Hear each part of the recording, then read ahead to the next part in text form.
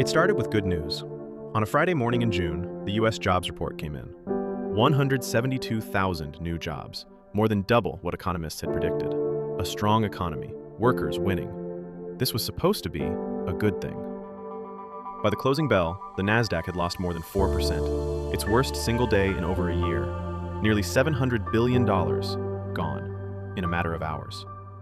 So how does good news trigger a crash? To understand that, we have to connect the dots backwards. For most of the past 2 years, one story has powered the entire market: artificial intelligence.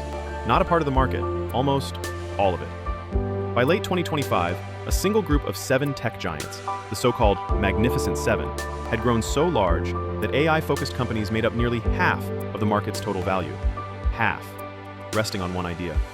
And at the center of that idea sat one company, Nvidia, the maker of the chips that train every major AI model on Earth. A company that, at its peak this spring, was worth nearly $5 trillion. To put that in perspective, that's larger than the entire economy of most nations. The engine looked unstoppable. Nvidia's revenue grew 85% in a single year. The demand was real. The data centers were real. The money was very real. But here's the thing about an engine running this hot. It leaves no room for error. When a company is priced for perfection, it has to be perfect. Forever. And in early June, the cracks appeared. First, Broadcom, another chip giant, released its forecast. The numbers were huge. Revenue up, profits up. But the guidance came in just slightly below what Wall Street had dreamed of. $16 billion instead of 17. In a normal market, a footnote. In this market, a warning shot. Then came that jobs report, and this is where the dots connect. A strong economy means the Federal Reserve has no reason to cut interest rates. And these enormous AI bets, the trillion-dollar data center buildouts, they're financed by borrowing. Higher rates mean that borrowed money costs more. Suddenly, the dream gets expensive. Investors did the math in real time, and they ran. The chip stocks fell first. Marvell, down 17%. Micron, SanDisk, down double digits. And the selling didn't stay in America. Within hours, it crossed the ocean. South Korea's market, home to the memory chips that feed the AI boom, plunged. Samsung, SK Hynix, dragged down by a panic that began a world away. This is the hidden danger nobody talks about. When half the market rides on a single theme, a single trade, then one disappointing forecast, one strong jobs number, can move trillions across the entire planet before lunch. So, is this the bubble finally bursting? The legends are divided. Michael Burry, the man who predicted the 2008 collapse, has bet against AI, warning these conditions look like the final months of the dot-com bubble. Ray Dalio echoes him.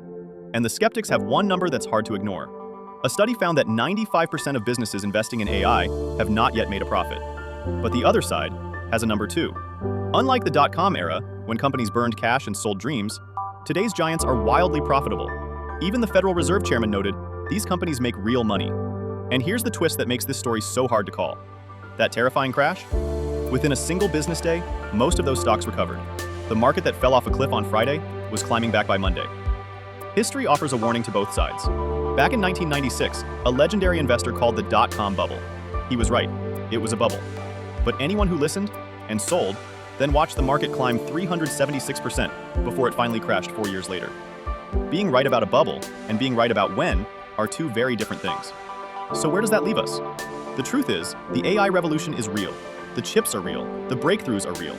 But the financial machine built around it has become so large, so concentrated, so tightly wound, that the whole market now holds its breath every time a chip company speaks. We are no longer just watching a technology. We're watching a high wire act. Trillions of dollars balanced on a single idea. And the only real question is whether the wire holds. This is TechnoTree. If this helped you see the market a little more clearly, subscribe. Because the dots are still connecting.